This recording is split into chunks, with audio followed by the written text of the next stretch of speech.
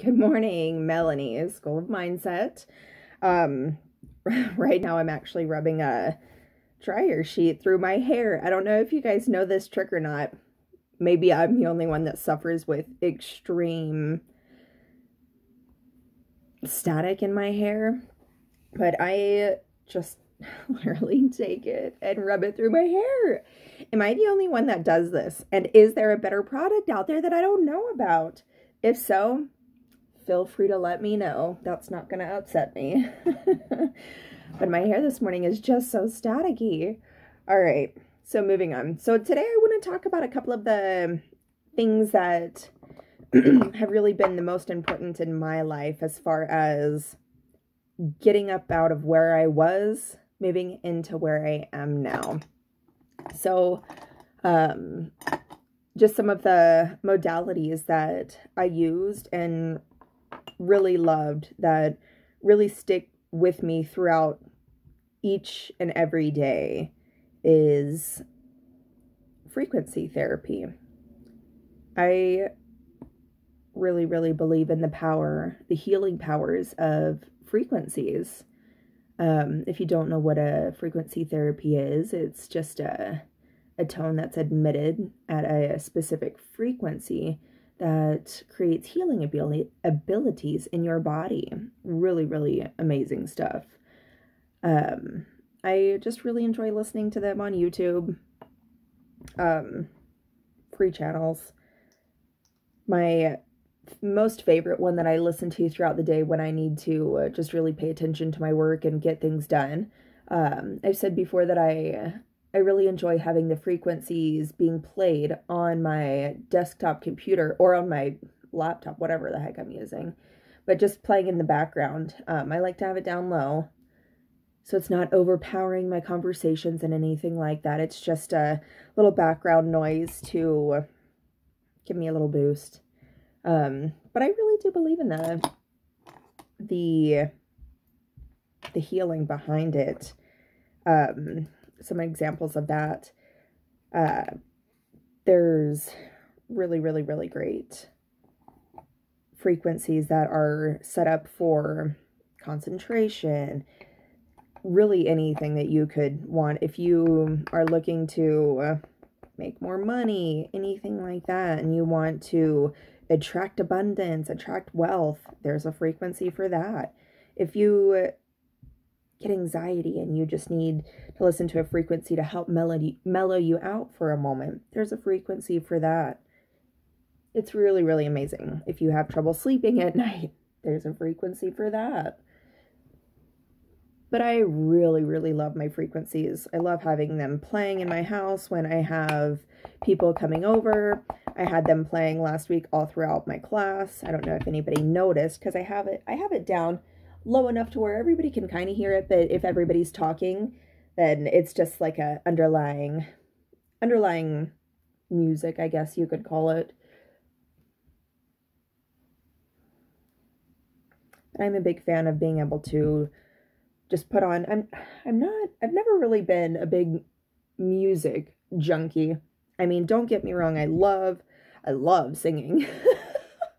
I love to sing, I love to dance, I love all of that, but when it comes to music, I'm more of the person that gets introduced to music. I don't really introduce others to music so much. That's more of me with frequency. Somebody says, what's your favorite song? I'm like, well, my favorite frequency is the concentration frequency. But yeah, I really love those.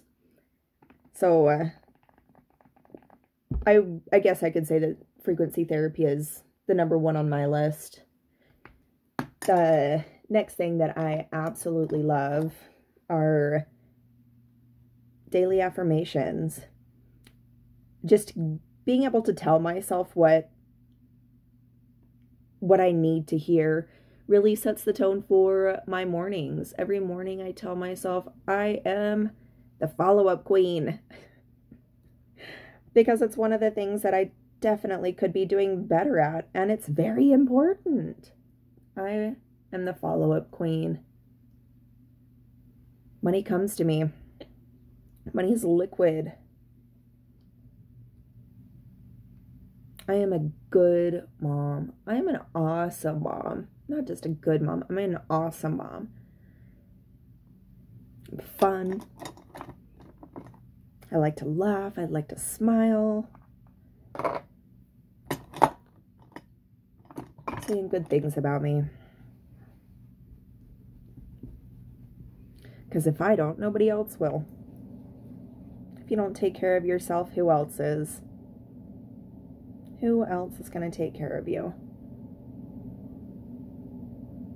So another thing that I really, really love, and that I am really thankful that I met Steph with Powerhouse Women. Her gratitude statements, that's her whole purpose, is really getting the gratitude into each and every situation, even though the situation may be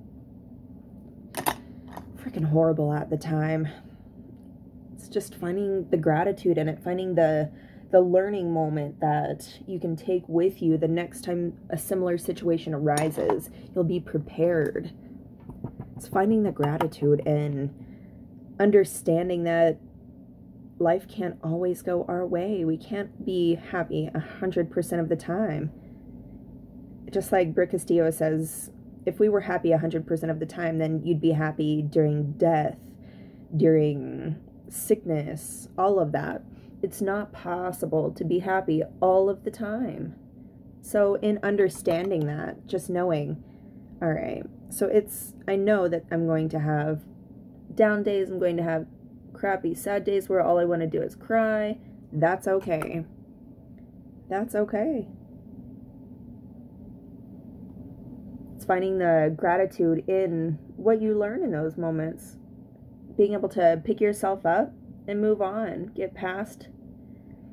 Allow yourself time. Allow yourself time to really process. And then just know that we're going to get past this. It's just another roadblock. Roadblocks never stop coming, no matter how successful you are, no matter how much money or how little money you make. Roadblocks will never stop coming.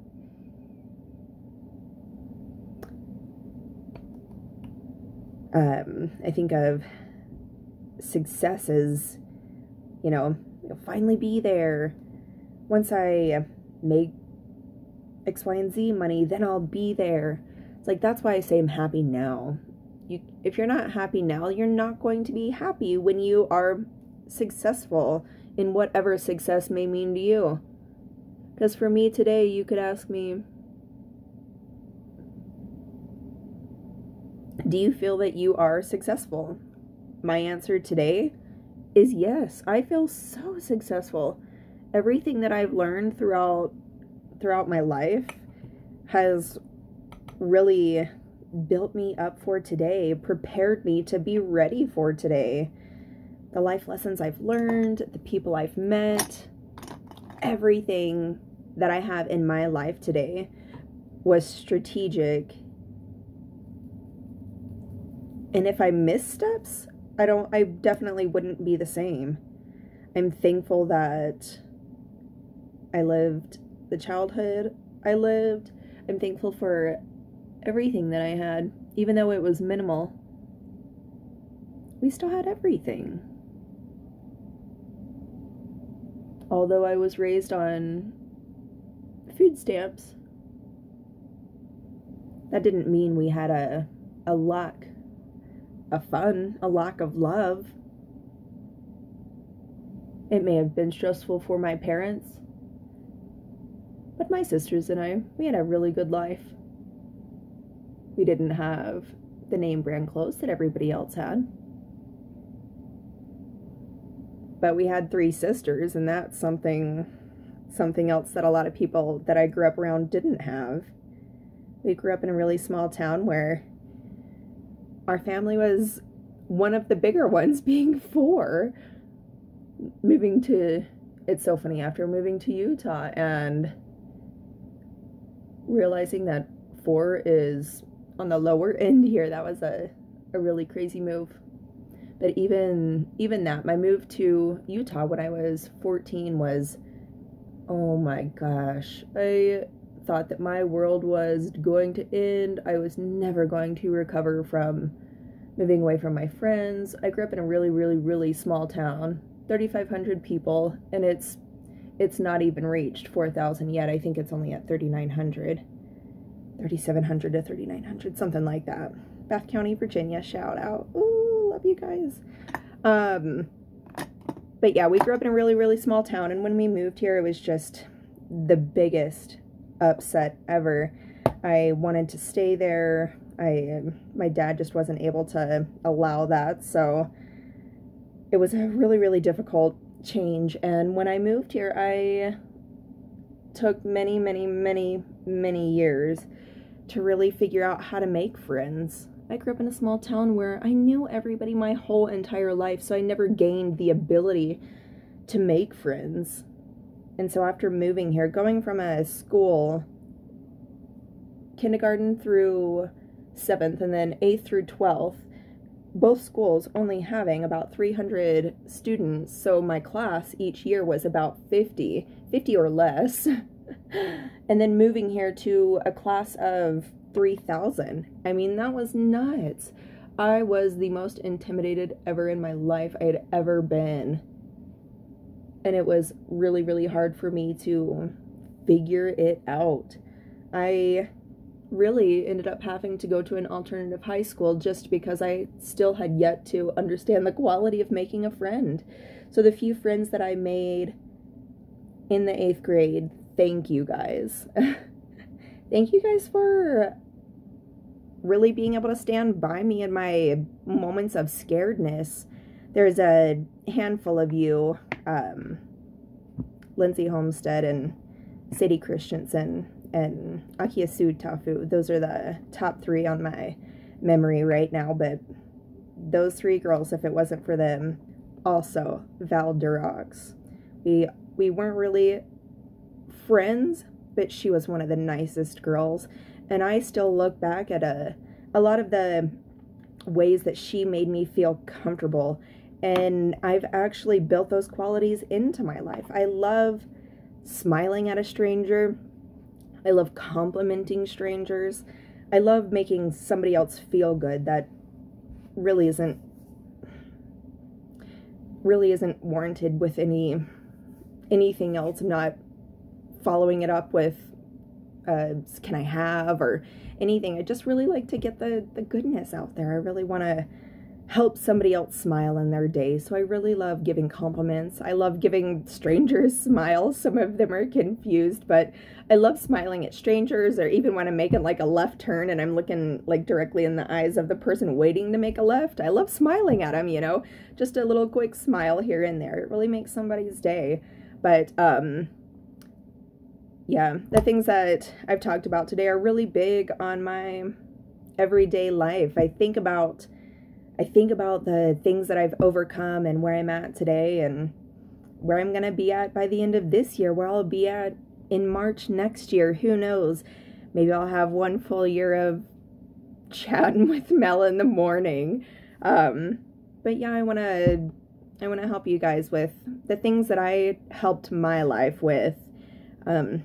But yeah, if there's anything more in particular that you guys are interested in knowing, feel free to ask. But in the meantime, I'm going to get off here and then think about all of the things that I should have said in the video. Every time I stop a video, I'm like, oh, I should have said this and I should have said that. But that's me today. Mel, School of Mindset. Love you guys. Have a good one.